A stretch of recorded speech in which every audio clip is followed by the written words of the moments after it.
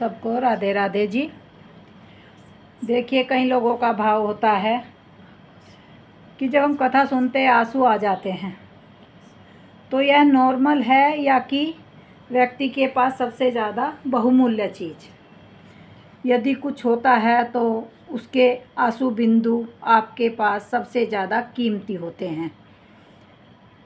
तो वह अपने अश्व और वे यदि ठाकुर जी के भाव के प्रति अगर प्रकट हो रहे हैं तो ये समझिए कि आप ठाकुर जी को सबसे बड़ा कुछ दे नहीं सकते। तो संसार के लिए रोना आ जाता है, विपत्तियों में रोना आ जाता है, इच्छा की पूर्ति ना हो तो रोना आ जाता है, लेकिन ठाकुर जी के प्रसंगों को सुनकर के या केवल भगवान भाव सुनकर के नेत्र सजल हो जाते हैं। हमारे नेत्र अगर रोने लगते हैं तो ये समझिए कि भगवान के लिए आंसू आ रहे हैं।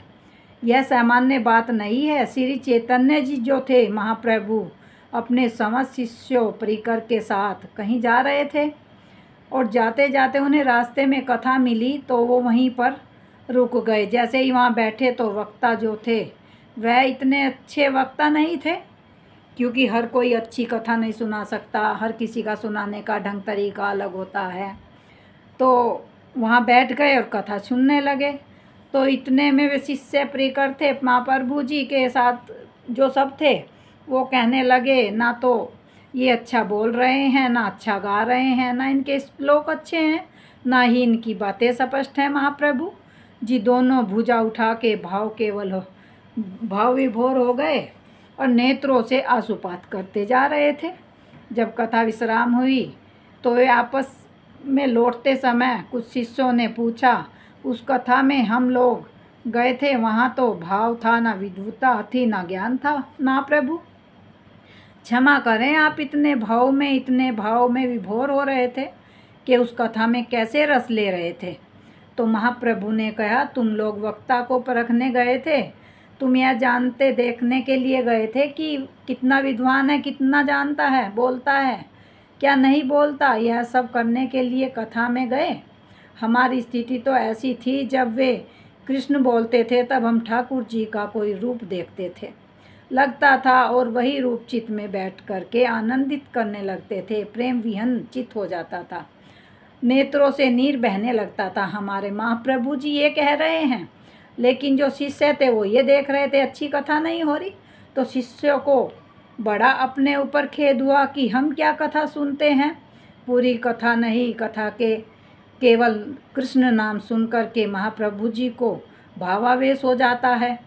हमारे गुजरात के प्रसिद्ध कथावाचक जो पूज्यपुरी मुरारी बापू जी एक बार अपनी कथा में कह रहे थे, नेत्र सजल होते तो समझना कृष्ण ने तुमको छुआ है, मतलब हमारे हृदय को छुआ है, हमें प्यार है उनसे, कृपा तुमको स्पर्श करे। और एक बात, जैसे ये गिलास में जल पूरा भरा हुआ है ना, तो पूरा भरा हुआ गिलास में अगर कुछ डालते हैं तभी छलकता है। इसलिए हम भरे हुए हैं, उस परमात्मा के प्यार में हम भरे हुए हैं और कुछ नहीं है। ठीक है, वैसे ही आप कथा में बैठे और कथा में बैठ के यदि आपके नेत्रों से अश्रु छलक रहा है तो इसका मतलब है क्या यह तो रस पधरा जा रहा है, मतलब बाहर निकला जा रहा है। आप सुनते हैं कि वक्ता के मुख से वह उसके चित्त में ऑलरेडी इतना रस है कि उसमें जब वह रस का भाव आ रहा हो तो नेत्रों से छलक ही जाता है। तो आप कथा को सुनते नहीं रहे हो, पी रहे का मतलब भीतर यह बहुत बड़ा प्रमाण है। सौभाग्यशाली श्रोताओं के लिए होता है कि उनको कथा में नेत्र सजल होते हैं, कोई ही नेत्र सजल होते हैं, किसी किसी के, हर किसी के नेत्र सजल नहीं होते, हमारे हो जाते हैं। इसलिए मैं तो वह पक्षी नहीं कहता जिसमें सजल ना हो नेत्र। तो कभी कृष्ण नाम सुनकर, कभी वृंदावन नाम सुनकर, कथा सुनकर, या कभी व्यक्ति भाव को देख कर के नेत्र सजल हो जाते हैं। जिनके भाव अच्छे होते हैं उनके हमेशा नेत्र सजल रहते हैं। बोलो तो कहीं उनको अभिमान ना हो जाए। आप निश्चित ही भक्ति पद पर एक माइल स्टोन क्रॉस कर चुके हो भगवान मिलन के लिए, तभी आपकी स्थिति है अनेक बार है तो वह अच्छा है। अगर ऐसी होती है बस एक प्रयास कीजिए। मूल्यवान वस्तु को छुपाया जाता है, उसको ऐसे ही कहीं भी नहीं रखा जाता, प्रदर्शित नहीं किया जाता तो नज़र लग जाती है, इसलिए उसे चोरी से रखा जाता है। दूसरा, चोरी होने का भय भी होता है। कृष्ण विरह में निकले हुए अशु बिंदु बहुत मूल्यवान हैं। अलग बलगल वाले, आगे पीछे वाले आपके भाव को नहीं समझेंगे। वो हो सकता है आपके प्रति क्या भावना रखते हैं।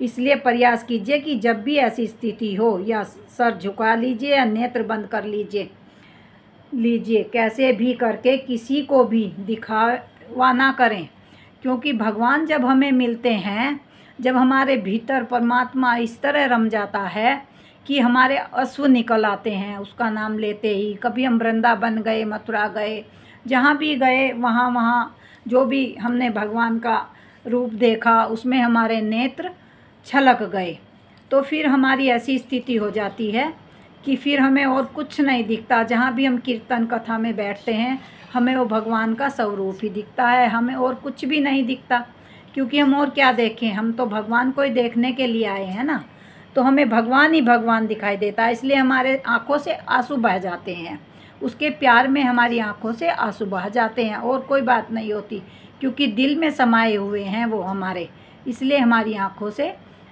आंसू छलक जाते हैं। तो जब हम परिपूर्ण हो जाते हैं भगवान के प्यार में, पक्के हो जाते हैं, तब वो आंसू हमारे छलकते हैं। ऐसे ही आंसू नहीं छलकते किसी के कि दिखाने के लिए आंसू छलका दो, नहीं, ऐसा नहीं है। तो इसलिए दिखावा मत करिए, भगवान के प्रति बहुत गहरा प्रेम होना चाहिए सबको। राधे राधे जी, राधे राधे। एक कमेंट्स ज़रूर करिए, राधे राधे राधे राधे।